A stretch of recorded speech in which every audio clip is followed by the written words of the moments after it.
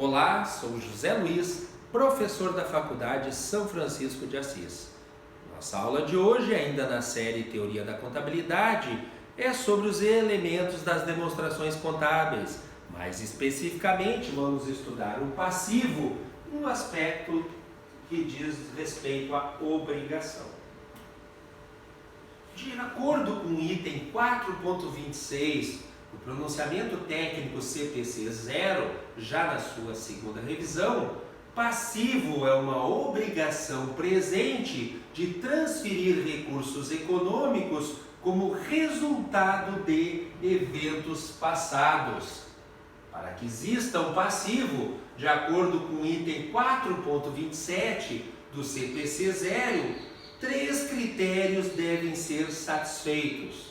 O primeiro critério é justamente o que a gente vai ver na aula de hoje, é que a entidade tenha uma obrigação. O segundo critério é de que essa obrigação seja de transferir um recurso econômico. E o terceiro critério é de que a obrigação é uma obrigação presente e que existe como resultado de eventos passados. Em relação, então, ao primeiro critério do passivo, segundo o item 4.28 do CPC 0, esse primeiro critério é de que a entidade tenha uma obrigação. Nesse sentido, nos termos do item 4.29 do CPC 0, a obrigação é o dever ou a responsabilidade que a entidade não tem a capacidade prática de evitar. A obrigação é sempre devida a outra parte ou a outras partes, né? A outra parte ou as outras partes pode ser uma pessoa, ou uma entidade, um grupo de pessoas, ou outras entidades, ou a sociedade em geral. Não é necessário conhecer a identidade da parte ou das outras partes para quem a obrigação é devida. De acordo com o item 4.30 do CPC 0, se a parte tem obrigação de transferir um recurso econômico, ocorre que uma outra parte ou outras partes têm o direito de receber esses recursos econômicos. Contudo, um requisito para uma parte reconhecer o passivo e mensurá-lo a um valor específico não implica que a outra parte ou as outras partes devem reconhecer um ativo ou mensurá-los ao mesmo valor. Assim, por exemplo, determinados pronunciamentos podem conter, então, diferentes critérios de reconhecimentos ou requisitos de mensuração para o passivo de uma parte e para o ativo correspondente da outra parte, né? Isso se esses critérios ou requisitos diferentes são consequências de decisões destinadas a selecionar informações mais relevantes e que representem fidedignamente aquilo que pretendem representar. Muitas obrigações, de acordo com o item 4.31 do CPC 0, são estabelecidas por contrato, por legislação ou outros meios similares e são legalmente exigíveis pela parte ou partes para quem são devidas.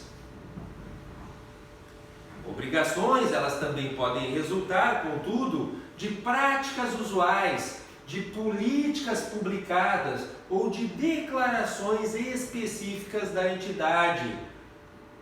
Se a entidade não tem a capacidade prática de agir de modo inconsistente com essas práticas, com essas políticas ou com essas declarações que ela fez. A obrigação que surge nesse tipo de situação é denominada, então, de obrigação presumida. Em algumas situações, de acordo com o item 4.32 do CPC 0, o dever ou responsabilidade da entidade de transferir um recurso econômico depende de uma determinada ação futura que a própria entidade pode praticar. Essas ações podem incluir, por exemplo, operar em um determinado negócio ou ainda operar em um determinado mercado em específico, em uma data futura especificada, ou ainda exercer determinadas opções que estão previstas em contrato.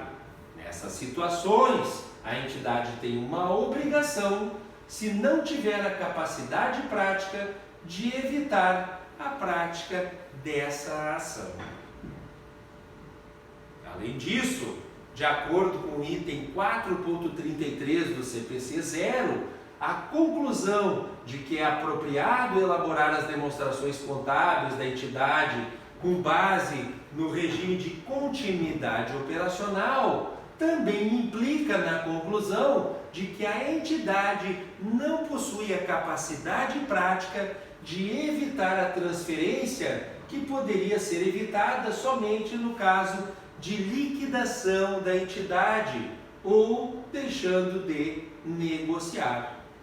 Nesse sentido, de acordo com o item 4.34 do CPC 0, os fatores utilizados para avaliar se a entidade tem a capacidade prática de evitar a transferência de um recurso econômico pode depender da natureza do dever ou da responsabilidade da entidade. Então pode depender da natureza ou do dever, da natureza desse dever ou dessa responsabilidade que a entidade possui para com terceiros.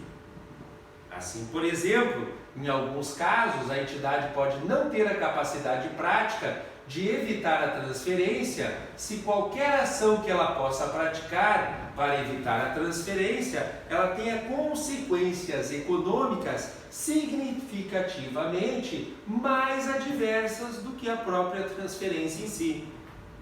Contudo, nem a intenção de fazer a transferência, nem a elevada probabilidade de que a transferência ocorra são motivos suficientes para concluir que a entidade não tem a capacidade prática de evitar essa transferência. Então, nem a intenção da entidade de realizar a transferência ou a elevada probabilidade de que essa transferência ocorra são motivos suficientes para concluir que a empresa não tem a capacidade prática de evitar a transferência.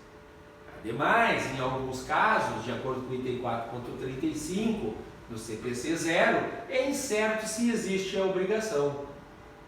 Por exemplo, se uma parte está buscando uma compensação devido a uma suposta irregularidade da entidade, pode ser incerto se essa irregularidade ocorreu ou não, e se a empresa cometeu ou como se a lei se aplica à empresa nesse caso, em relação a essa irregularidade.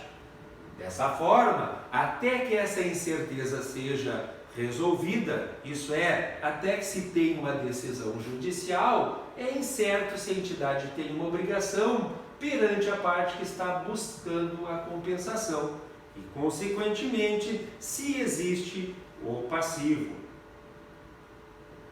Essa foi a nossa aula de hoje. Obrigado a todos e até a nossa próxima aula.